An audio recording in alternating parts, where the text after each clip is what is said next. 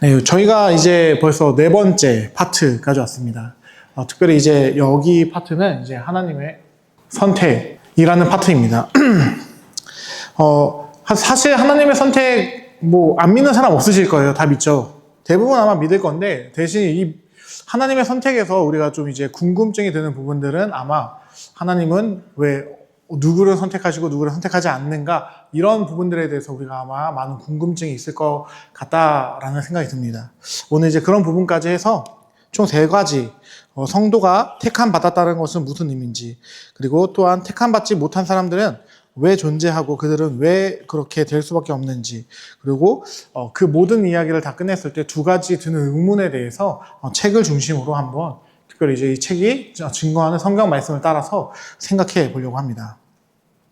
근데 일단 먼저 말씀드리고 싶은 건 하나님의 선택을 생각할 때 우리가 가장 중심이 되는 성경이 있다라고 한다면 그건 로마서 9장이다라는 말씀을 드리고 싶어요.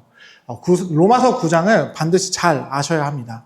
특별히 이제 로마서 9장에 나오는 비유가 바로 토기장이 비유예요. 참고로 이 비유는 바울이 처음 사용한 건 아닙니다. 이사야가 먼저 사용하긴 했었죠. 근데 여기서 나오는 중요한 내용은 하나님께서 세계를 창조하기 이전부터 그 기초를 놓기 이전부터 이미 하나님께서는 인류라는 덩어리 중에서 어떠한 사람들은 영광을 위한 그릇으로, 또한 어떠한 사람들은 불명예를 위한 그릇으로 택할 권한이 하나님께 있냐 없냐를 묻고 있다라는 거예요. 즉 우리가 그렇게 하나님의 선택을 생각할 때 우리가 반드시 기억해야 하는 건 사실 하나님과 나와의 격의 차이를 반드시 인지해야 한다라는 말씀을 드리고 싶습니다. 바울이 말하고 싶은 건, 바울이 여기서 하나님께서 귀 있을 그릇과 천 있을 그릇을 만들 수 없느냐, 왜 너희가 그것을 가지고 질문하느냐 말하고 있다라는 거예요. 그래서 반드시 우리가 이제 내용을 살펴볼 거긴 한데 그 전에 전제로서 가져가야 되는 사항이 있다라고 한다면 반드시 나는 피조물이고 하나님은 조물주지라는 그 어떠함을 인지해야 한다라는 거예요. 자, 그래서 이것을 잘 인지하고 묵상한 상태로 이제 성경 가운데로 들어가 보려고 합니다. 성경책을 보게 되면 이제 성도가 택함 받았다라는 구절이 정말 많이 나와요. 특별히 이제 그리스도인을 택함 받은 자, 택자다라고 이게 많이 표현하는데, 특별히 이 책에서도 제일 먼저 가르치는 이 택함 받았다라고 말해지는 구절이 바로 마태복음 22장 14절입니다. 우리 함께 읽어볼게요. 시작. 택함을 받은 자는 많되 택함을 이룬 자는 적으리라. 네, 예수님의 말씀인데요. 이게 무슨 말이냐? 복음을 듣는 사람은 많대요. 외적으로 복음을 들을 사람은 아주 많을 거래요. 근데 중요한 건 그 모든 복음을 듣는 사람이 하나님이 선택한 사람이냐? 아니다라는 거예요. 청함을 받는, 복음을 듣는 사람은 많을 건데 하나님께서 그들 중에 택한 사람은 적다라는 것을 예수님이 아주 강력하게 말씀해 주고 있습니다. 심지어 예수님이 여기서만 이렇게 말씀하시는 게 아니라 또 이제 다른 복음서에서 계속 보게 되면 이런 얘기를 자주 하세요. 아버지께서 내게 주신 자만 내게 올 수 있다.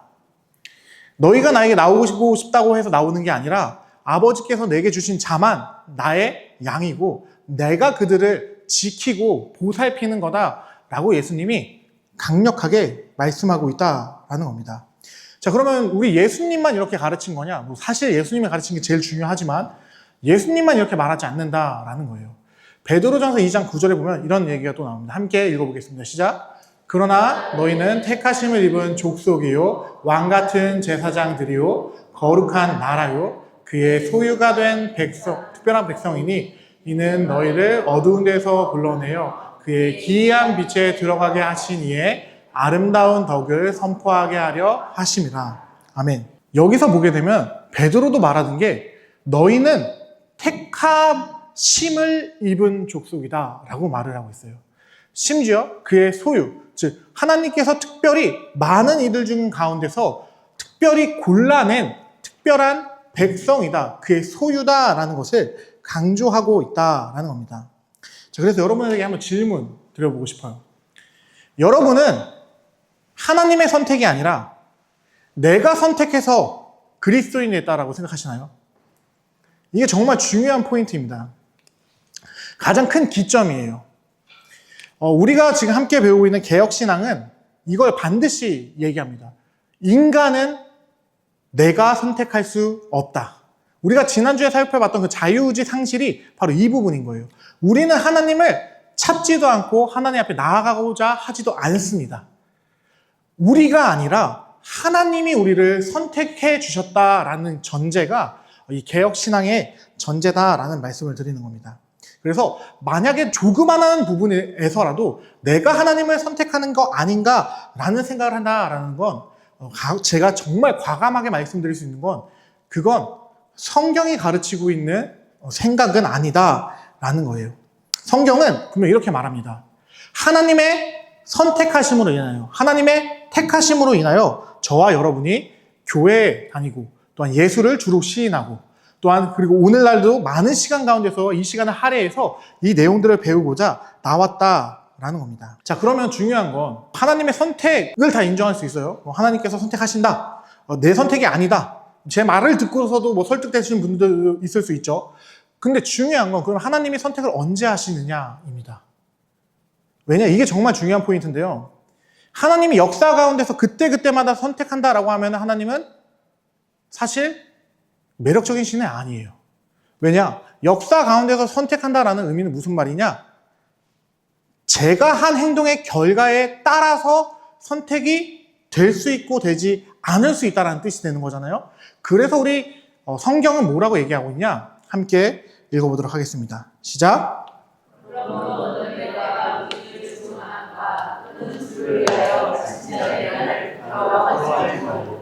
오직 하나님의 능력에 따라 복음과 함께 고난을 받으라. 하나님이 우리를 구원하사 거룩하신 소명으로 부르심은 우리의 행위대로 하심이 아니요 오직 자기 뜻과 영원 전부터 그리스도 예수 안에서 우리에게 주신 은혜대로 하신. 아멘. 네, 성경은 뭐라고 말하고 있느냐? 우리가 태어나기도 전, 우리가 무엇을 하기도 전에 이미 영원 전에 하나님께서 나를 택하셨다. 누구 안에서? 그리스도 안에서 택하셨다라고 말하고 있습니다. 정말 중요한 건 그래서 회심, 하나님을 향해서 방향을 돌리는 것, 즉 그리스도를 위해 살겠다라고 결심을 하는 것에서는 내가 그리스도께 부름 받았다라는 사실이 너무나도 중요하다라는 거예요. 근데 이 부름 받은 것도 아까 말씀에 보게 되면 우리의 행위대로 하지 않았다라고 해요. 즉 우리의 행위는 하나님이 우리를 부르시는 근거가 아니다라는 겁니다. 그럼 무엇이 하나님께서 우리를 하나님의 자녀로 선택하신 근거이냐라고 할 때 성경은 이렇게 말합니다. 그의 뜻과 그의 은혜이다라는 것이죠. 여기까지 이해가 되시나요? 네. 하나님께서는 우리가 무엇을 하는지 안 하는지 관심이 없으세요. 그 이전에 나라는 존재가 그 은혜를 받을 손이 만들어지기 이전에 나라는 존재가 존재하기 이전에 하나님께서는 이미 영원 전에 말씀 그대로 나를 선택했다라는 겁니다. 그럼 이게 정말 중요한 개념이 뭐냐? 여러분은 영원 전에 하나님이 선택했다라고 한다면 역사 가운데서 일어나는 이게 51페이지에 존재하는 말인데요. 자, 51페이지 중간쯤에 보면 우리가 받은 선택은 역사 이전에 이루어졌다. 그러므로 역사 가운데 어떤 사건이 일어나든지 그 선택을 흔들 수 없다라는 이제 포인트예요. 이게 왜 중요하냐? 여러분이 존재하기 전에 하나님이 여러분을 선택했다라고 한다면 여러분의 역사가 시작된 이유, 여러분의 역사뿐만 아니라 그냥 창세 이후의 모든 사건들이 하나님의 선택에 영향을 미칠까요? 그 얘기를 드리는 거예요. 하나님의 선택하심에 하나님의 선택을 구원이 취소될 수 있냐 없냐라는 질문도 사실 여기에서 답이 될 수 있는 겁니다. 이미 영원 전에 그분이 선택하셨기 때문에 역사 가운데서 일어나는 어떠한 사건으로 인해서 그분의 마음이 변하지 않는다라는 것이죠.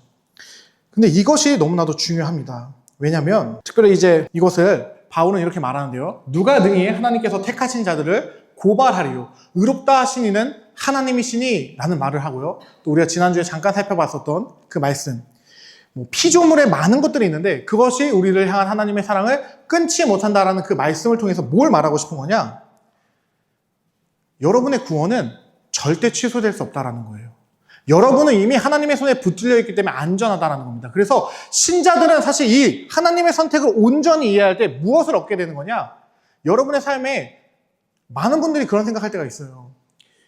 뭐 어떤 병을 얻거나 내가 누가 다치거나 막 이런 상황이 막 발생하면 내가 하나님께 뭐 잘못했나? 하나님께서 나를 막 싫어하시나? 이런 생각을 우리가 무의식적으로 한단 말이죠. 저마저도 제 인생에 뭐가 안 좋은 일이 생기면 내가 뭐 잘못했나? 이렇게 생각이 들 때가 있어요. 근데 그 잘못됐다라는 걸 그렇게 배워온 저도 이런데 뭐 저희가 더 잘난 사람은 아니지만요. 여러분이 더 안 그럴 수 있지만 우리가 대부분 다 실제적인 현실 앞에서 뭔가 안 좋은 일이 나에게 닥칠 때 하나님이 나를 사랑하는 그 사랑을 의심한다라는 거예요. 근데 이 교리를 온전히 의존하는 사람은 무엇을 얻게 되는 거냐? 어차피 영원 전에 나를 선택하신 그분이 지금 일어나는 어떠한 사건 때문에 나를 버릴 리가 없구나 라는 안전함, 가장 든든한 바위를 얻게 된다라는 이야기를 드리는 겁니다. 그래서 이 선택 진리는 고통 가운데 위로를 줄 뿐 아니라 우리가 경건한 삶을 살 수 있는 기초가 되어준다는 거예요. 왜? 내가 뭘 하고 안 하고가 중요한 게 아니라 하나님께서 나를 선택하셨다는 그 사실이 더 중요하다는 걸 아는 사람은 그 은혜에 이끌려 하나님을 위해 살아간다라는 이야기죠. 그래서 이 내용을 이제 골로새서 3장 12절에서는 이렇게 말하고 있습니다. 함께 읽어볼게요. 시작. 그러므로 너희는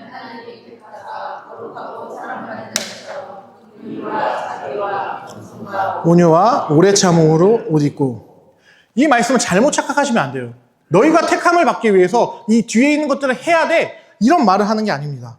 아니면 너희가 택함 받았으니까 그냥 착하게 살아, 이런 얘기를 하고 있는 게 아니라 바울은 지금 뭘 얘기하는 거냐? 너희는 택함을 받았기 때문에 그 은혜를 깨달았다면 여호와께서 거룩하시니 너희도 거룩하려고 해야 되는 거고, 너는 하나님께 사랑받는 자이니 그 사랑받는 자로서 긍휼과 자비와 겸손과 온유와 오래 참음을 보여줄 수 있는 삶을 살아야 돼 라고 우리에게 요청한다라는 거예요. 즉 은혜를 알기 때문에 이 삶들을 내가 사랑받는 자라는 것, 하나님의 선택, 하나님의 그 든든하신 오른손에 내가 붙들려 있다는 그 사실 때문에 내가 이 삶을 살아낼 수 있다라는 가르침이 여기 안에 있다라는 겁니다. 그래서 성경은 여기서뿐만 아니라 정말 많은 곳에서 하나님을 선택하시는 분이다라는 것을 강조합니다. 또한 사도행전 13장 48절에 보면 이런 말씀이 있습니다.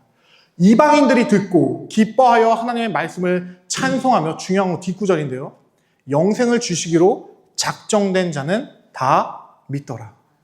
하나님이 영생을 주기로 작정되지 않은 사람은 믿을 수 없다라는 이야기를 골로새서가 아니에요. 여기 잘못 나왔습니다. 사도행전 13장 48절은 말하고 있다라는 겁니다. 복음이 전해진다고 모두가 믿는 게 아니다라는 거예요. 어떤 사람은 믿고 어떤 사람은 믿지 않는다라는 것을 분명히 성경은 가르칩니다. 그렇다면 이제 중요한 건 도대체 하나님은 무슨 기준으로 그걸 선택하느냐라고 했을 때 하나님의 기준은 사실 너무 간단합니다. 에베소서 초반부터 아예 그걸 대놓고 얘기하는데요. 에베소서 말씀 함께 읽어보도록 하겠습니다. 에베소서 1장 4절에서 5절일 건데 함께 같이 읽어보겠습니다. 시작. 곧 창세전에 그리스도 안에서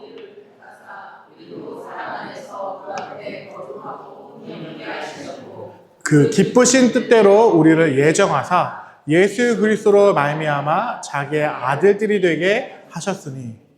이 말씀이 무슨 말씀인지 이해가 되시나요? 사실 예정을 얘기할 때 가장 중요한 말씀이고 가장 핵심이 되는 말씀인데, 여러분이 그냥 하나님의 기쁨이었대요. 여러분이 하나님의 기쁨이었기 때문에 창세 전에 영원이라는 시간 속에서 하나님이 여러분을 선택했다라는 겁니다. 여러분을 선택된 기준은 하나님의 기쁨인 거예요. 여러분이 그걸 알아야 합니다. 우리는 하나님의 기쁨이었던 겁니다.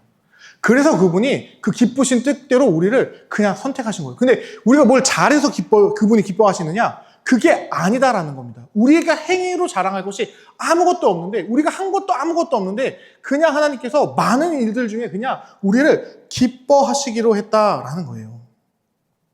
이 말씀은 하나님의 선택받은 자로 하여금 그래서 거룩을 목표로 하게 합니다. 내가 그럼 하나님의 기쁨이라면 내가 그 하나님의 기쁨으로서 어떻게 살아야 할까? 하나님이 거룩하시니 나도 거룩해야겠구나 라는 마음을 갖게 한다는 거예요. 절대 이 말씀을 가지고 이렇게 생각하면 안 됩니다. 나 창세전에 선택됐으니까 죄 지으면서 살아도 되겠네. 이거 누가 하는 생각일까요? 물론 이제 죄를 짓진 않겠지만 보통 이 생각으로 많이 빠지는 게 구원파예요. 나의 모든 죄는 이미 다 해결됐으니 뭐 회개할 필요도 없고 이렇게 막 이쪽으로 가는 경향이죠. 또한 뭐 이것도 아닌데 또 문제는 거룩해지면 내가 스스로 선택해서 운명을 바꿔야 된다. 이런 얘기 절대 할 수 없다는 겁니다. 여러분이 거룩해지도록 하시는 분은 누구냐? 여러분을 선택하신 하나님이라는 거예요. 그래서 성령이 여러분의 성화까지 책임을 지시는 겁니다. 성령님이 말할 수 없는 탄식을 하는 건 여러분의 소원이 안 이루어지기 때문에 말할 수 없는 탄식을 하시는 게 아니라 그리스도를 더 닮아가야 되는데 분명히 성경 가운데서 우리를 선택하신 이유가 그의 아들의 형상을 담게 하기 위해 그 장성한 분량에 다가가기 위해서 우리를 선택했다라고 하는데 그걸 못하고 있으니까 성령님이 우리 안에서 말할 수 없는 탄식으로 우리가 그 거룩을 향해 나아갈 수 있도록 해주신다라는 겁니다. 우리는 반드시 기억해야 합니다. 하나님의 선택은 그분의 기쁘신 뜻 안에서 이루어진 것이다. 하나님은 어떤 이들을 그냥 그분의 기쁘신 뜻 안에서 그분의 아들을 닮게 하고자 선택하신다라는 거예요. 그것을 그래서 예정이다라고 표현하는 거죠. 우리는 하나님의 택하심을 통해 구원을, 영생을 선물로 받은 사람들이다라는 거예요. 그래서 중요한 건 52페이지에 또 이런 내용이 나옵니다. 변함없으신 하나님께서 자신의 택함에 있어 흔들림이 없다라는 게 나오는데요. 이게 밑에서 5째일 줄 위에 있어요. 우리는 하나님의 택하심을 통해 구원을 선물로 받는다. 변함이 없으신 하나님께서는 자신의 택함에 있어 흔들림이 없다. 이게 너무나도 중요한 개념입니다. 그분이 영원전에 선택한 건 변할 수가 없어요. 그분은 완전하신 분이기 때문에 이렇게 의리일비하면서 왔다 갔다 하지 않는다라는 겁니다. 그래서 에베소 1장 11절도 이렇게 얘기하고 있는 거예요. 모든 일을 그의 뜻대로 결정대로 일하시는 이의 계획을 따라 우리가 예정을 입어 그 안에 기업이 되었으니 여러분은 이미 하나님의 것입니다. 그렇기 때문에 하나님이 여러분을 놓칠 리가 없다라는 것을 반드시 알아주셨으면 좋겠어요. 그리고 가장 결정적인 건 계속 제가 이 강의를 시작하면서 로마서 9장이라는 말씀을 드렸는데 9장 말씀 제가 한번 읽어볼 테니까 잘 한번 들어주세요. 그뿐 아니라 또한 리브가가 우리 조상 이삭 한 사람으로 말미암아 임신하였는데 그 자식들이 아직 나지도 아니하고 무슨 선이나 악을 행하지 아니한 때에 중요한 거죠. 그들도 우리랑 똑같아요. 악이나 선 아무것도 안 했어요. 택하심을 따라 하나님의 뜻이 행위로 말미암지 않고 오직 부르시는 이로 말미암아 서게 하려 하사 리브가에게 이르되 큰 자가 어린 자를 섬기리. 에서 잘못한 건 하나도 없습니다. 근데 에서 만들어지기도 전에 이미 하나님은 큰 자가 작은 자를 섬기리라 하셨나니 기록된 바 내가 야곱은 사랑하고 에서는 미워하였다 함과 같으니라. 그런즉 우리가 무슨 말을 하리요? 하나님께 불의가 있느냐? 그럴 수 없느니라. 모세에게 이르되 내가 긍휼히 여길 자를 긍휼히 여기고 불쌍히 여길 자를 불쌍히 여기리라 하였으니 그런즉 원하는 자 저죠. 원하는 자로 말미암도도 아니요 다른 박질하는 자로 말미암도도 아니요 오직 긍휼히 여기는 하나님으로 말미암음이니라. 이게 무슨 말인지 이해가 되시나요? 에서와 야곱도 그들이 아무것도 안 했을 때 하나님이 그냥 야곱을 사랑했고 에서를 미워했대요. 근데 그게 하나님의 뜻이래요. 그거에 대해서 우리가 불의하다라고 말할 수 있냐? 하나님한테 그렇게 말할 수 없다라는 겁니다. 왜냐? 우리는 피조물이기 때문에. 그래서 모세에게는 하나님이 대놓고 이렇게 말한다는 거예요. 내가 긍휼히 여길 사람 내가 긍휼히 여길 거야. 내가 불쌍히 여기고 싶은 사람 불쌍히 여길 거야. 너가 뭔데 나한테 이래라 저래라야 라고 모세에게 말했다는 거예요. 그래서 이렇게 얘기하는 겁니다. 하나님 저 좀 구원해 주세요. 저 열심히 잘 살게요. 원하는 자 필요 없다. 하나님 정말 하나님을 위해서 열심히 뛰고 있습니다. 하나님 저 좀 봐주세요. 너도 필요 없다. 긍휼히 여기시는 하나님으로 말미암아 오직 구원이 일어난다. 즉 하나님의 택하심은 인간이 발버둥 훔치는 것과는 전혀 상관이 없이 온전히 하나님의 목적과 뜻에 의거하는 것이다 라는 것을 우리가 알아야 한다라는 겁니다. 야곱은 좋은 사람이었나요? 야곱 거짓말쟁이였죠? 야곱은 저도 저렇게 거짓말을 할 수 있으면 좋겠다라는 생각을 할 정도로 아주 난 놈이었어요. 아주 거짓말을 잘해요. 자기 이득을 위해서 정말 열심히 사는 사람이었습니다. 근데 에서 뭐 잘못한 거 있어요? 에서도 자기가 열심히 살았어요. 근데 하나님은 그냥 에서가 싫대요. 야곱이 좋대요. 근데 거기다 대고 누가 뭐라고 하느냐? 라는 이야기를 한다는 겁니다. 야곱과 에서도 하나님의 기쁘신 뜻 가운데서 그 둘이 갈렸습니다. 하나님께서는 자신이 적절하다고 생각하는 때에 자비와 긍휼을 나타낼 권한을 가지신다라는 거예요. 하나님께서 이렇게 하는 거에 대해서 피조물이 어떻게 하나님께서 그러실 수 있습니까? 불의한 거 아닙니까? 따질 수 없다라는 겁니다. 왜냐? 구원이란 것 자체가, 우리에게 구원을 베풀어 주시는 것 자체가 하나님의 긍휼로만 가능하기 때문이다라는 거예요. 인간의 선택과 선함에 의해 구원받는다는 말은 성경에 나타나지 않는다라는 거예요. 우리가 무언가를 해서 하나님을 감동시킬 수 있다. 우리가 착하게 살면 하나님께서 나를 구원해 준다라는 성경 구절은 단 한 구절도 없다라는 것이죠. 우리는 정말 이걸 잘 이해해야 합니다. 하나님은 하나님이 하시고자 하는 대로 하실 수 있는 분이에요. 그분은 모든 것을 만들어내는 아버지이십니다. 그분이 인간에게 인간의 편에서 이게 옳은 거예요, 저게 옳은 거예요 라고 갖고 있는 기준을 하나님께 드릴 수 없다라는 겁니다. 그 얘기를 일단 전반부에서 우리에 대한 선택에서 하나님께서 말씀하신다는 겁니다. 근데 여러분이 좀 착각하면 안 되는 게 계속 우리가 뭐 하나님의 기쁨이었다, 우리를 하나님께서 은혜로 선택해 주셨다 이런 얘기 막 드렸는데 여러분이 선택받지 않은 사람과 동일한 위치에 있었다라는 겁니다. 우리나 선택받지 않은 사람이나 둘 다 하나님을 향해 나 이제 하나님 필요 없어요. 난 내 마음대로 살 겁니다. 내가 하고자 하는 것은 그게 내 인생의 기준이에요. 하나님 나의 인생에 껴들지 마세요. 당신 내 인생에 필요 없습니다. 라고 말한 존재들이었다는 거예요.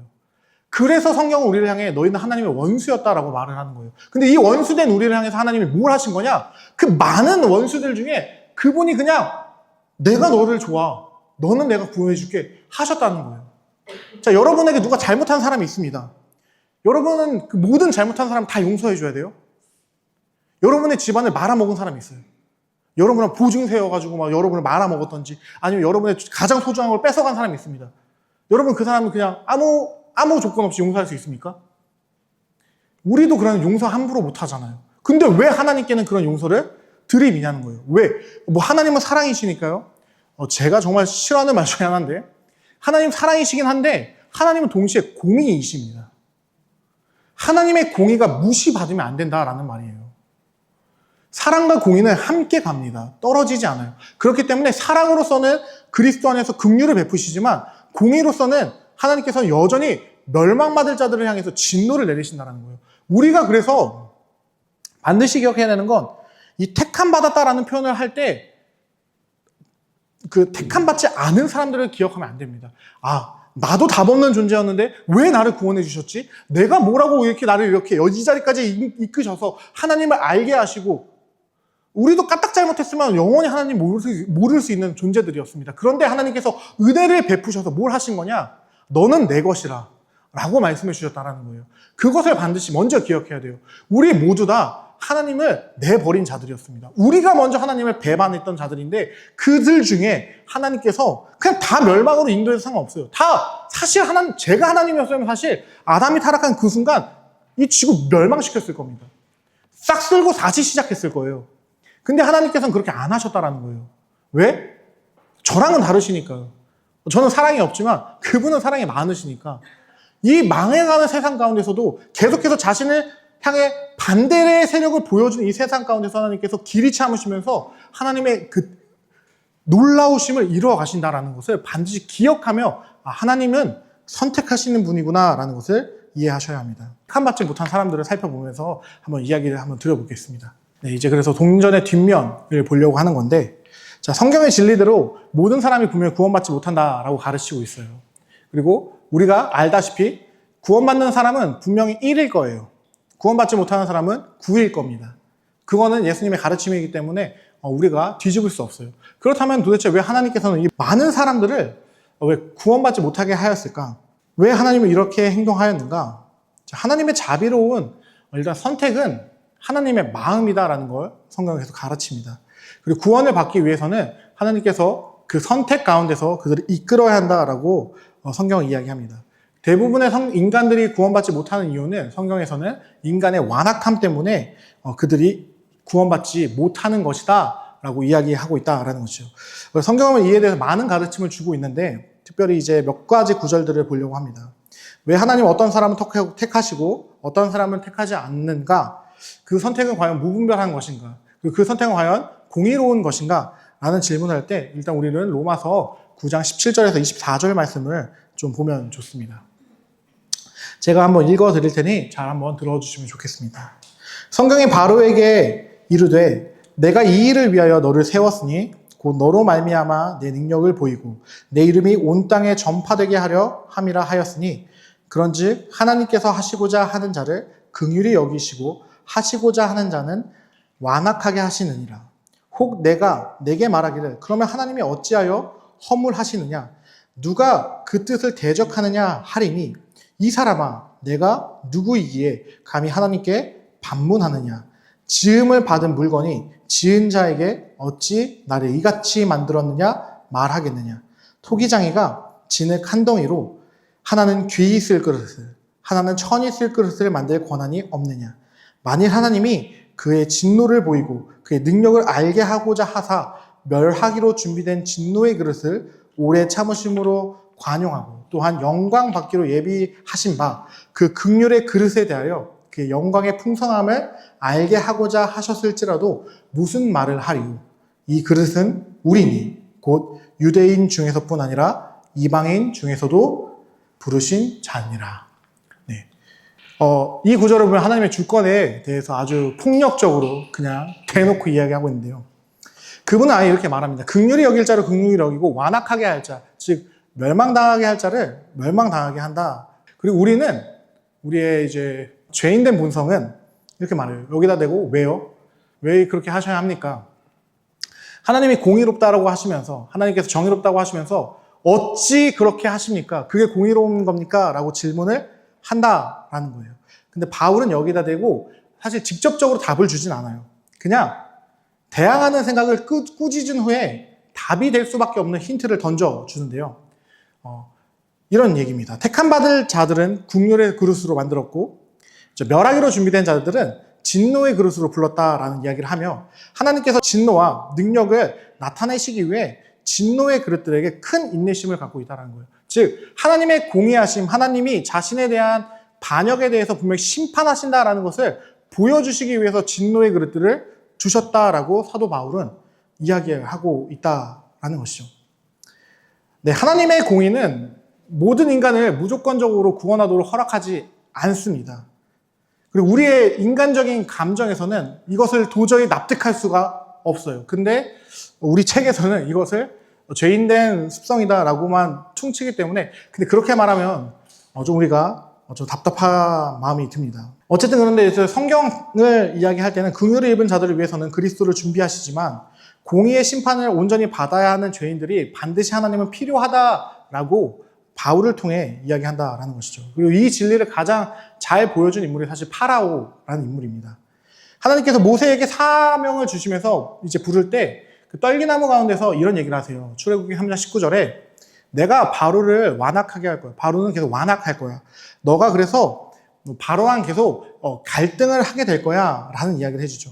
그래서 10가지 재앙이 끝날 때까지 그의 완강함을 큰 인내심으로 참으시고 또한 그 10가지 재앙을 통해 파라오에게는 기회를 주셨습니다. 하나님의 목소리에 청종할 수 있는. 그러나 그는 우리가 지난주에 배웠었던 그 자기 안에 있는 마음의 상자가 그것을 받아들일 수 있는 마음의 상자가 아니었기 때문에 왜냐 그건 하나님께서 분명히 바꿔주셔야지만 가능한 것이기 때문에 그는 그 욕망에 사로잡혀 심판당하는 불순종을 하게 된다라는 것이죠.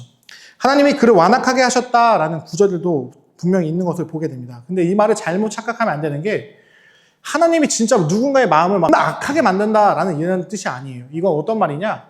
그가 그 죄 가운데 그대로 있도록 내버려 두셨다라는 겁니다. 즉 하나님이 주권적 은혜를 베푸셔서 그가 마음을 변화할 수 있는 기회를 주지 않았다라는 것이죠. 어떤 분들은 그게 그거 아닙니까? 라고 들릴 수 있겠지만 일단은 큰 차이가 있습니다. 그래서 자신의 능력과 진노를 우리에게 알게 하시고자 하나님께서 모든 일을 행하신다라고 바울은 우리에게 사실 숨김없이 말합니다.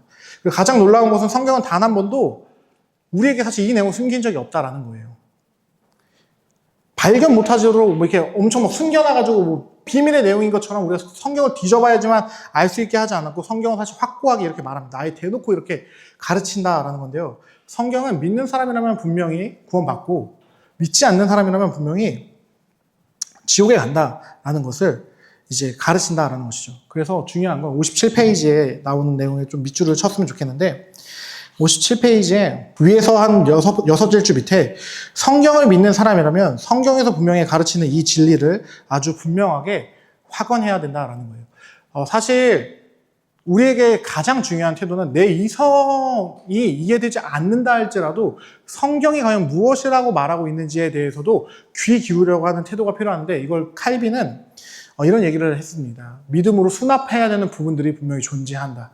우리가 분명히 이해할 수 없는 지점이 있지만 그 지점에서도 겸손한 태도로 믿음으로 그것을 받아들이려고 해야 된다라는 거죠. 그래서 이런 내용을 바울은 로마서 11장 5에서 8절에서 이렇게 얘기하는데요. 함께 읽어보도록 하겠습니다. 시작. 그런즉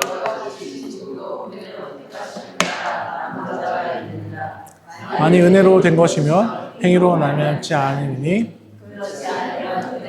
되지 못하리니 그런즉 어떠하냐 이스라엘이 구하는 것을 얻지 못하고 오직 택하심을 입은 자가 얻었고 그 남은 자들을 우둔하여 졌느냐 기록된 바 하나님이 오늘까지 그들에게 혼미한 심령과 보지 못할 눈과 듣지 못할 귀를 주셨다 함과 같으니라.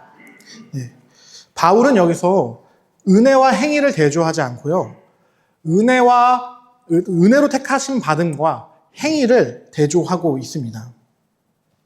이것도 57페이지 11장 5절 밑에 나오는 내용인데요. 그 첫째 줄에 바울이 은혜와 행위를 대조하지 않고 그 은혜로 택하심 받음과 행위를 대조하고 있다라는 것을 우리가 좀 이해를 해야 합니다.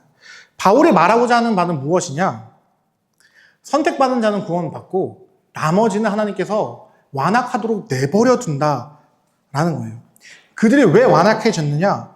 누군가 그들을 완악하게 만든 것이 아니라 성경은 분명히 우리에게 가르쳐 줍니다. 하나님께서 그냥 내버려 두셨기 때문에 하나님께서 강권적으로 그들을 돌리지 않으셨기 때문에 그들이 완악해졌어. 자, 그러면 은혜로 택함 받고 누구는 버림받는다라는 이 구절이 로마서에만 나오느냐? 그렇지 않다라는 거예요. 데살로니가전서 5장 9절에 보면 이렇게 나옵니다. 하나님이 우리를 세우심은 즉 우리를 이제 부르신다라는 거죠. 노하심에 이르게 하심이 아니요 진노를 받게 하기 위함이 아니라 오직 우리 구주 예수 그리스도로 말미암아 구원받게 하려 하심이라. 신자들의 구원은 정해져 있습니다. 불신자들과 달리 우리에겐 진노가 없습니다. 그러나 불신자들에게 진노와 심판과 저주와 멸망이 기다리고 있다라는 것을 우리는 분명히 알아야 합니다. 그리고 사실은 그들이 받는 진노와 심판과 저주가 원래는 나의 것이었다라는 것도 우리는 반드시 기억해야 한다라는 거예요. 그래서 우리가 반드시 선택이라는 것을 이해할 때 기억해야 되는 것이 인간에게는 반드시 두 가지 종착지밖에 없다라는 거예요. 하나는 하나님의 무한한 진노로 지옥에 떨어지는 것이고 또 하나는 하나님의 무한한 은혜로 구원을 받는다라는 겁니다. 우리가 반드시 기억해야 되는 게 지옥을 만드신 분은 하나님이십니다. 지옥은 하나님이 자신이 공의롭다라는 것을 증거하시기 위해서 만들었다라는 거예요. 그 만들어 놓은 곳을 비워놓으시는 분이 아니라 그 만들어 놓은 곳을 채우시는 분인데 사실 우리가 이런 입장에서 보게 되면 너무나도 불합리해 보여요. 어떻게 하나님이 그럴 수 있는가라는 생각을 하게 됩니다. 그래서 어떤 분들은 아예 영혼 멸절을 이야기하기도 하고요. 또 어떤 분들은 만인 구원을 이야기하기도 합니다. 그런데 우리가 아무리 인간의 이성으로 이해가 되지 않는다 할지라도 우리 이 개혁주의 신앙이 포기하지 않는 것은 성경의 가르침이 무엇인가라는 거예요. 내 이해와 내 생각과 내 감정과 이런 선에서 받아들이지 못한다 할지라도 성경이 그렇게 말한다고 한다면 나의 이성을 성경 앞에서 굴복시킨다라는 태도가 우리에게 필요하다는 거죠. 그래서 이 예정이다라는 표현은 하나님의 공의와 사랑에 의해서 이루어졌다는 것을 반드시 이해하셔야 합니다. 십자가가 하나님의 공의와 사랑의 상징이든 이 예정 자체도 하나님의 공의와 사랑이다라는 거예요. 불신자나 성경에 오류가 있다거나 인간의 이상으로 판단되어야 한다라고 주장하는 사람들은 이 놀라운 은혜가 예정이 사실 불공평하다라고 반박한다고 이 책에서 얘기하고 사실 저도 그렇게 느끼긴 합니다. 사실 저도 이게 불합리하다고 느낄 때가 있지만 저도 이 생각을 많이 꺾으려고 한다는 거예요. 성경이 이렇게 이야기하니 내가 이것을 불합리하다라고 생각할지라도 성경이 이렇게 말한다면 내가 이해하지 못하는 무언가가 있겠지라는 태도로 성경을 받아들이고 있습니다. 그래서 이 교리를 우리는 멋진 교리라고 얘기하고 은혜의 교리다라고 이야기합니다. 하나님께서는 불평할 기회로 삼기를 원하지 않으세요. 사실 질문을 하는 건 너무나도 좋습니다. 우리가 사실 이해가 되지 않는 건 맞으니까요. 왜 분명히 하나님께서는 공의롭다고 하시고 정의롭다고 하셨던 그분이 왜 이런 식으로 판단하시지? 라는 생각이 드는 건 자연스러운 태도고 좋은 건데, 대신 그것을 가지고 성경 말씀과 부딪혔을 때는 내 생각이 성경 위에 올라가려고 하면 안 된다라는 거예요. 그때 만약에 성경이 분명히 이렇게 가르친다라고 하면 내가 이런 생각이 들었다 할지라도 성경이 이렇게 이야기하기 때문에 나는 이 생각을 접어야 하는구나. 그래서 우리의 선배들은 이렇게 얘기했습니다. 우리가 사실 이러한 태도를 갖는 건 불경스러운 태도다. 격이 다른 존재에게 당신님이 하는 결정이 과연 옳습니까? 라는 질문을 하는 건 옳지 않다, 틀렸다라고 말했다라는 거죠. 과연 이 태도는 우리 하나님을 전능하신 신으로 여기는 태도인가? 라고 질문하라라고 합니다. 그분이 정말 창조주고 그분이 주권자라고 생각하는지 스스로 돌아봐라 라고 우리 선배들은 우리에게 요청합니다. 그래서 선배들이 결정을 내린 건 이거였던 거예요. 하나님이 그렇게 하시겠다 하시면 그것이 참 사랑이고 그것이 선한 일이라고 믿어야 한다라고 우리 선배들은 그렇게 믿음의 영역으로 이 내용을 집어넣습니다. 그리고 사도 바울만 이 내용을 가르치는 것이 아니라 베드로도 이렇게 얘기하는데요. 베드로전서 2장 8절에 보게 되면 이런 얘기가 나옵니다. 또한 부딪히는 돌과 걸려 넘어지게 하는 바위가 되었다 하였느니라. 예수님이 누군가에게는 부딪히는 돌이 되고 걸려 넘어지게 하는 바위가 됐대요. 그들이 말씀을 순종하지 아니함으로 넘어지나니 이는 그들을 그렇게 정하신 것이라. 하나님이 그냥 그렇게 했다라고 예수님의 12제자 중 한 명이었던 베드로가 우리에게 이렇게 가르쳐줍니다. 베드로는 선택받지 못한 자가 넘어지는 이유가 그들이 불순종했기 때문이고 그렇게 정해졌기 때문이다라고 우리에게 분명히 가르치고 있어요. 분명히 이거 쉬운 가르침 아닙니다. 그냥 이걸 받아들이라고 한다는 건 너무나도 어렵다라는 거 저도 다 아는데, 근데 이게 너무나도 중요한 게 사실 기독교가 서고 넘어짐의 중심에 서 있기 때문에 그래요. 이건 사실 뭘 얘기하고 싶은 거냐? 내가 이해되지 않는다 할지라도 이 구원이라는 것이 하나님이 하시는 일, 하나님의 신적인 권위 안에 들어있냐, 들어있지 않냐를 인정한다라는 거예요. 그렇게 아무것도 아닌, 사실 우리는 그래서 이 선택을 바라볼 때, 그래서 제가 계속 강조하는 게, 우리는 사실 그 선택받지 못한 사람들을 바라보면은 계속해서 의문이 들 수밖에 없기 때문에 그것을 나로 바라보며 내 안에서 나같이 나도 별거 아니었고 나도 답이 없는 존재였는데 나를 선택해 주심에 그것 자체에 감사해야 한다라는 말씀을 드립니다. 특별히 칼빈은 이 예정을 기독교 강요 제3권 21장과 22장에서 다루고 있는데요. 이 기독교 강요 3권 자체가 어떤 내용이냐? 감사 파트예요. 그리스도로 말미암아 은혜 받는 길, 우리가 그 은혜로 말미암아 감사로 나아가야 하는 길에서 예정을 다룬다라는 겁니다. 원래 보통 조직신학에서 예정은 어디서 다루느냐면요, 하나님의 주권과 섭리 부분에서 다뤄요. 신론 부분에서 다루는데 기독교 강요에서만큼 칼빈은 예정을 거기서 다루지 않고 신자가 당연히 하나님께 감사로 올려드려야 하는 부분에서 다루고 있다라는 것을 우리가 알아야 합니다. 예정은 사실 우리에게 교만해지라 가르치지 않아요. 예정은 우리에게 비택자를 향해서 어떻게 그렇게 하실 수 있습니까? 라고 이렇게 이야기하라고 하지 않습니다. 택함받은 이유 없는 우리를 택하신 것을 깊이 묵상하며 그 은혜 가운데 살라라고 명하는 게 사실은 하나님의 선택과 예정 교리의 중심이다라는 거예요.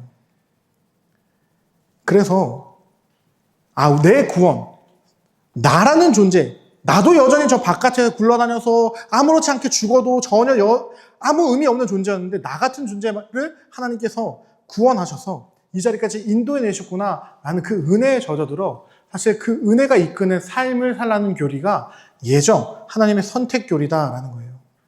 예정은 그렇기 때문에 여러분을 복음을 전할 수밖에 없게 이끕니다. 왜냐? 여러분이 먼저 받은 그 사랑을 깨달은 사람이라면 주님께서 원하시는 게 뭐예요? 때를 얻든지 못 얻든지 가서 복음을 전해라.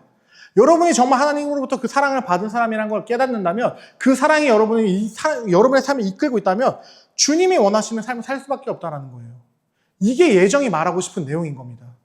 예정은 너 구원받았으니까 왜 그거 구원받지 못했는지 그들을 향해서 막 구원받지 못한 지옥의 땔감들, 유대인처럼 이렇게 하라는 게 아니라 나같이 아무것도 아닌 존재를 왜 구원해 주셨습니까?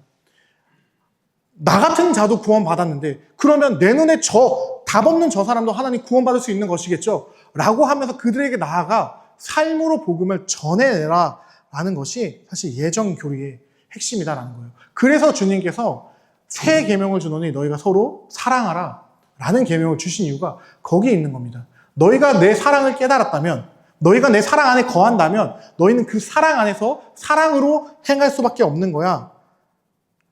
이게 바로 예정이다라는 거예요. 원래 하나님의 선택은 나를 향한 거. 그래서 가장 중요한 건 교리라는 것은 배울 때 이 교리가 타인에게 적용되는 것이 아니라 나에게 적용돼야 돼요. 내 삶에서 먼저 하나님께서 나에게 원하시는 게 뭐지? 사실 하나님께서는 여러분에게 누가 구원 받지 못했대 이걸 가르쳐주고 싶은 게 아니라 내가 너를 창세전부터 구원해낸 거야. 그러니까 내가 원하는 그 일을 해줄래? 땅 끝까지 이르러 내 복음의 증인이 돼줄래?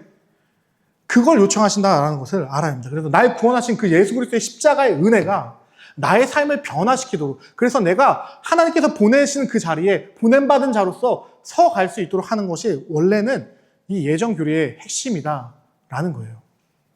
사실 이 얘기를 들으면 두 가지 의문이 든다라는 거예요. 그 의문 중에 첫 번째가 과연 이런 하나님을 우리는 공정하다 말할 수 있는가? 아무리 이렇게 실컷 떠들어도 인간의 이성에서는 전혀 공정하지 않다라고 느껴지는데 그분을 공정하다 할 수 있는가? 어떤 이들은 그래서 아예 이 교리에 반대에 있는 사람들은 예정은 하나님을 불공정하게 만들어 하나님을 아주 매도하는 거야 라고 말합니다. 그리고 만약에 그게 맞다라고 한다면, 하나님께서 다 하시는 게 맞다라고 한다면, 하나님이 다 선택한다라고 한다면 어떻게 나에게 허물을 찾을 수 있어? 그거 하나님이 잘못한 거 아니야? 하나님이 나 안 고른 거잖아 라는 식으로 공격한다라는 거예요. 여기에 대해서 우리가 대답할 수 있는 답은 사실 성경밖에 없습니다. 로마서 9장 18절에 보면 우리가 할 수 있는 얘기는 이것밖에 없다라는 거예요. 성경 가운데 하나님께서 하시고자 하는 자를 긍휼히 여기시고 하시고자 하는 자를 완악하게 하신다라고 말한다. 내가 말할 수 있는 건 여기까지밖에 없다라는 겁니다. 바울이 하나님의 주권과 선택에 대해서 가장 얘기를 많이 했던 사람인데 정말 강경하고 단호한 언어로 이 예정에 대해서 가르칩니다. 너가 피조물이라면 성경이 말하는 대로 믿어. 나도 그렇게 했어. 사실 여러분 정말 잘 기억하셔야 되는 게 바울이라는 사람이 회심을 했다는 건 정말 놀라운 사건입니다. 그는 평생을 하나님은 한 분이라고 생각했어요. 유일신이라고만 믿었습니다. 그래서 뭐 한 거예요? 그리스도인들을 잡아 다 죽였어요. 근데 갑자기 자기가 그렇게 죽여나가던 그 존재의 우두머리가 나타나더니 내가 근데 진짜 하나님이야 라고 말합니다. 바울이 아라비아 광야에서 3년을 그냥 보낸 게 아니라 자신이 평생을 살아오던 그 모든 가치관을 다 깨부신 겁니다. 아니 어떻게 나무에 달린 저 저주받은 자가 메시아일 수 있지를 다시 재정립한다라는 거예요. 자기의 생각을 성경 가운데서 성경을 다시 보면서 재정립했던 게 바울이었습니다. 그리고 바울이 그렇게 해낸 다음에 결론을 낸 게 로마서 9장의 내용이다라는 거예요. 하나님이 하시고자 하면 하신다. 그러면서 바울은 인간의 본성을 잘 이해했고, 그래서 그 다음에 이렇게 말해도 하나님이 하시는 거야 라고 말해도 사람들이 분명히 또 반문할 걸 알아서 19절에서 이렇게 얘기하는 거예요. 혹 내가 내게 말하기를 그러면 하나님이 어찌하여 허물하시겠느냐? 누가 그 뜻을 대적하시겠느냐? 우리가 할 수 있는 그 질문을 바울이 먼저 던지면서 우리에게 답을 줍니다. 이 질문의 본질에 집중해야 되는데, 하나님께서 자신의 뜻에 따라 긍휼을 보이시고 완악하게 하신다면 그건 그냥 하나님의 뜻이라는 거예요. 그러면 그 뜻에 맞춰서 누가 하나님께 대적할 수 있냐? 라는 질문을 할 수 있다라는 것을 바울이 먼저 찌른다라는 거죠. 이게 과연 공정한 것입니까? 이게 과연 맞는 것입니까? 근데 바울은 여기다 대고 더 심각하게 얘기합니다. 함께 읽어보겠습니다. 시작.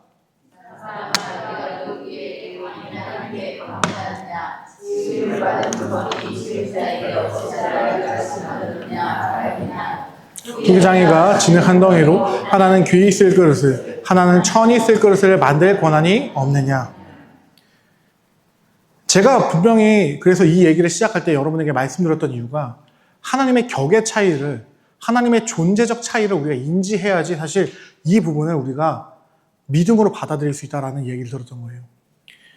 인간이라면 사실 여기에 대해서 반문할 수밖에 없어요. 인간이라면 당연히 합리적인 생각을 한다라는 존재라면 이게 공의가 맞습니까? 라는 질문을 할 수밖에 없는데 그거에 대해서 바울이 뭐라고 얘기하냐면 네가 누구이기에 감히 반문하느냐. 욥기의 말씀으로 하면 네가 내가 세상을 만들 때 있었느냐. 내가 낙타를 만들 때 네가 있었느냐. 라고 질문한다라는 거예요. 사실 엄청 센 말이죠.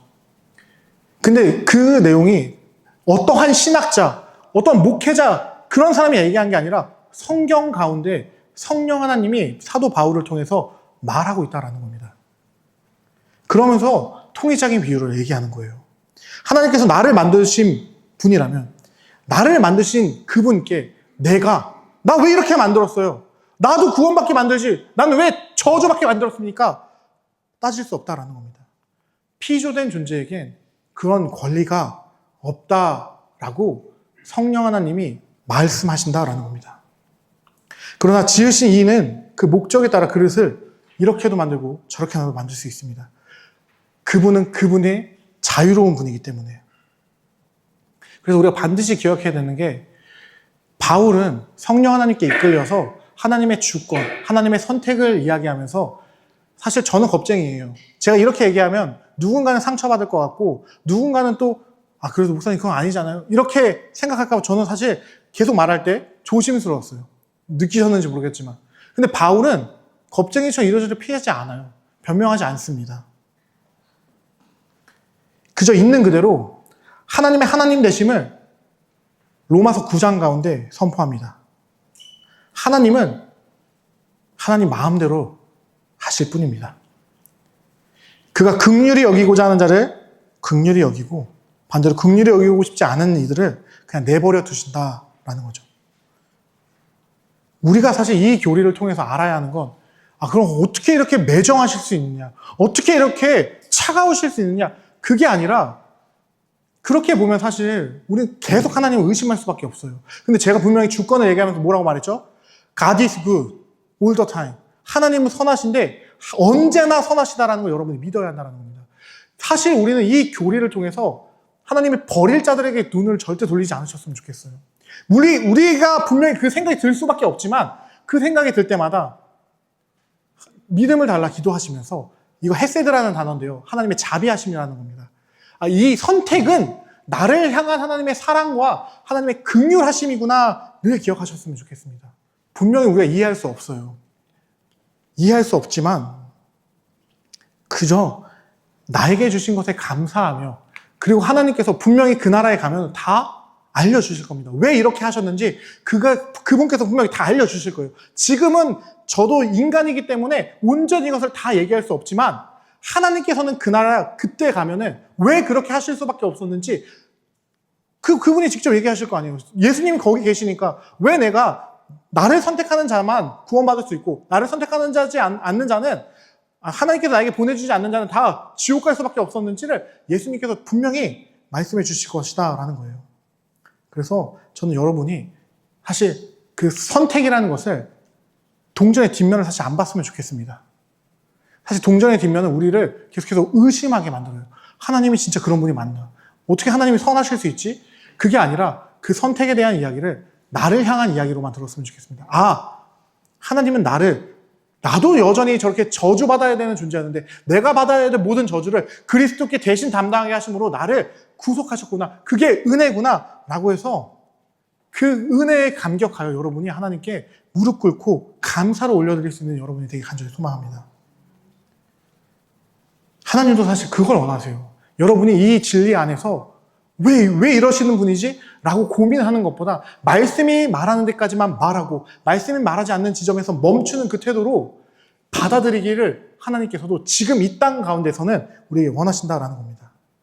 그래서 저는 여러분이 책 59페이지 제일 아랫문단 바울은 하나님의 주권에 대한 의의를 피하는 대신 오히려 확언할 기회로 사용한다.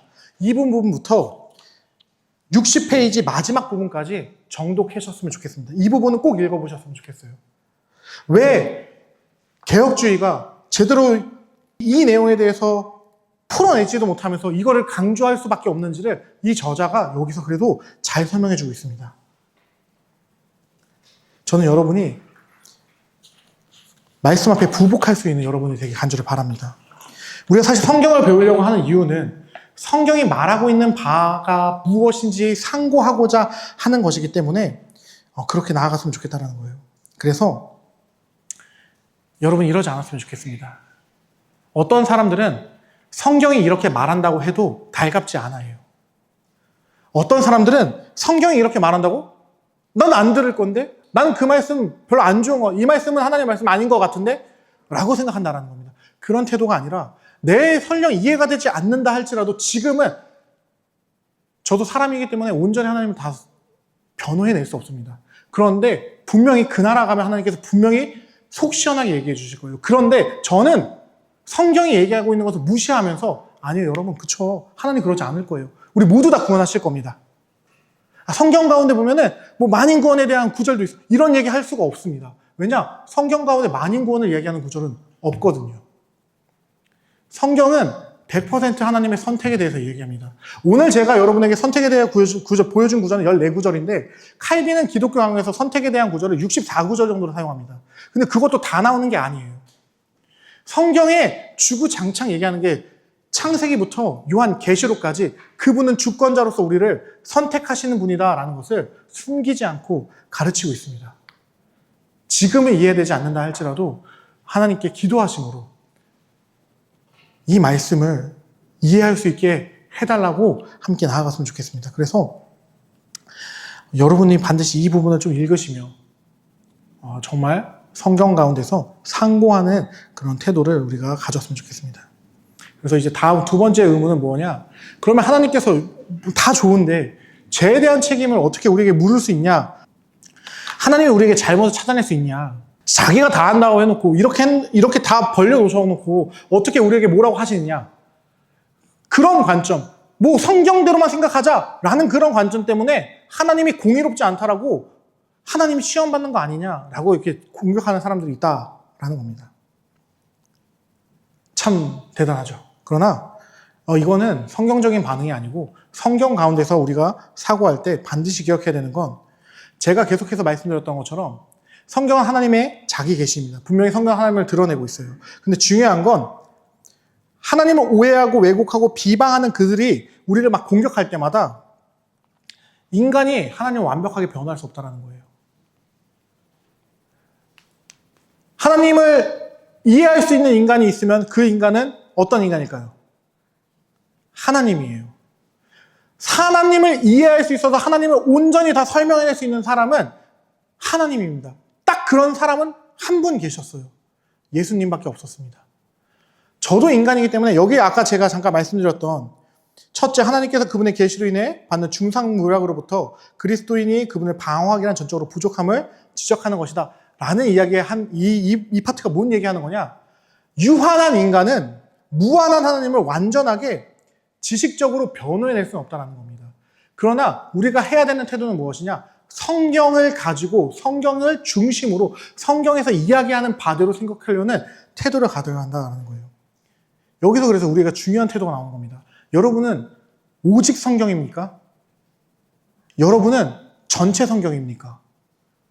그 두 개를 놓치면 안 된다라는 말씀 드리는 거예요. 여러분의 신앙의 근거는 오직 성경이며 창세기부터 요한계시록까지 한 구절도 빠지지 않고 물론 이제 번역상의 오류는 존재하겠지만 원어 그리고 원본에는 오류가 없다라는 그 믿음을 가지고 우리가 신앙을 해야 한다라는 거예요. 우리는 하나님을 성경적으로 생각했으면 좋겠습니다. 성경 가운데서 하나님을 이해했으면 좋겠어요.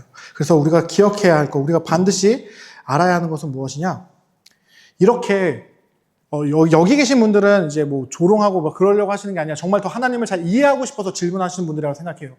저도 왜냐면 저는 진짜 신정론에 대해서 깊게 공부해봤던 적도 있었고 진짜 많은 생각들 해봤던 적도 있었기 때문에 여러분들이 하나님의 공의에 대해서 진짜 이런 분이 정의로운 신이 맞냐라는 생각하는 거에 대해서 당연하다 생각하는데 아예 이거 우리같이 하나님을 잘 이해하고 싶어서 고민하는 사람들이 아니라 아예 이러한 태도를 성경 가운데서 이해하려고 하는 이 태도를 조롱하고 무시하는 사람들은 분명히 하나님께 책망을 받게 될 겁니다. 예수님께서도 가르치셨던 이야기예요.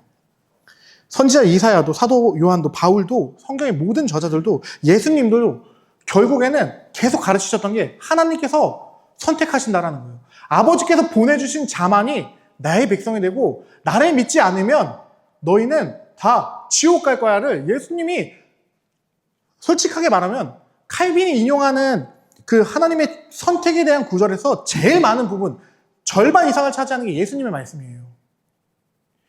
가장 성경 가운데서 선택을 가장 강력하게 말씀하셨던 분은 사도 바울도 아니고 요한도 아니고 구약에 있는 저자들도 아니고 예수님 자체였습니다. 예수님이 지옥을 얘기하셨고 예수님이 천국을 얘기하셨습니다. 양과 염소를 얘기하신 것도 예수님이고 가라지와 알곡을 얘기한 것도 예수님이다 라는 것을 우리가 반드시 기억해야 합니다. 그래서 하나님께서 주권자이심을 성경 가운데서 우리가 알아내고 성경 가운데서 가르치는 그대로 믿고 따르며, 그래서 우리에게 반드시 필요한 건 아까 말씀드렸던 그 태도, 토타 스크립투라, 전체 성경적인 태도를 가져야 한다는 겁니다. 어떠한 부분은 하나님의 성경으로 받아들이고 어떠한 부분은 하나님의 성경으로 받지 않으려고 하는 그런 태도를 우리는 가지면 안 된다는 거예요. 이게 그 첫째, 61페이지의 첫째 맨 마지막 줄에 있습니다. 첫째 문단, 첫째는으로 시작하는 문단 맨 마지막 줄에 있는데 이것들을 반드시 기억해 주셨으면 좋겠어요. 이해되지 않더라도 성경 가운데 그 내용이 나온다면 그 말씀 앞에 부복할 수 있는 저와 여러분이 되었으면 좋겠습니다.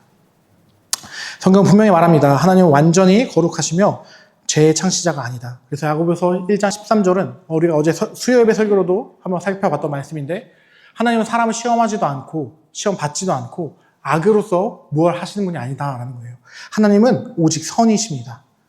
그래서 우리가 어떠한 이 책에서, 그리고 우리 선배들은 사실 우리가 이러한 하나님은 과연 공정하신 분인가? 라는 이런 질문은 성경에서 출발한 건 아니다 라는 이야기를 합니다.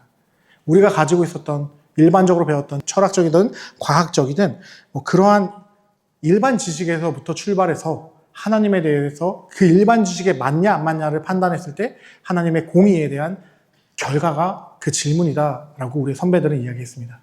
그렇기 때문에 우리가 성경적으로 추론해내려고 하는 생각들을 가졌으면 좋겠습니다.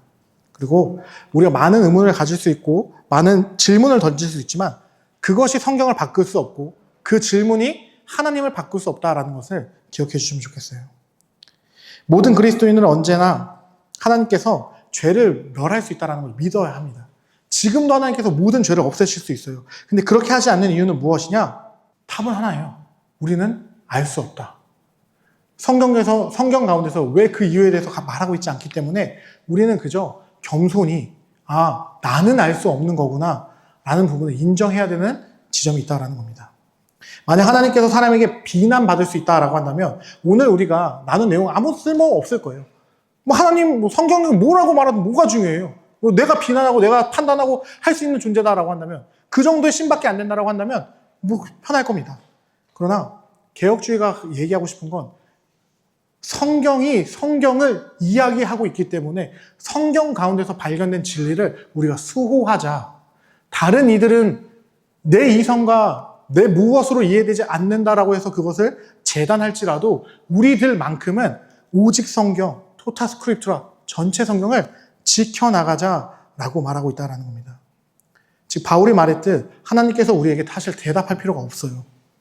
우리가 아무리 이렇게 하나님께 따져도 하나님은 우리가 따지는 것에 대해서 흔들리지 않으시거든요.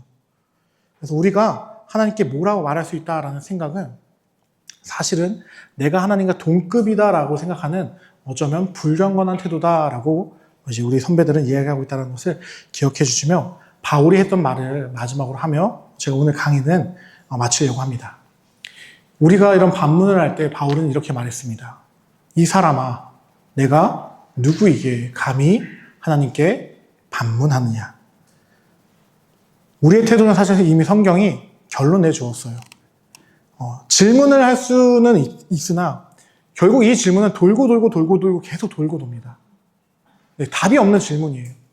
그래서 우리가 선택할 수 있는 길은 두 가지밖에 없습니다. 끝까지 이해되지 않기 때문에 나는 계속 질문을 던지겠다. 그 나쁜 태도는 아닙니다.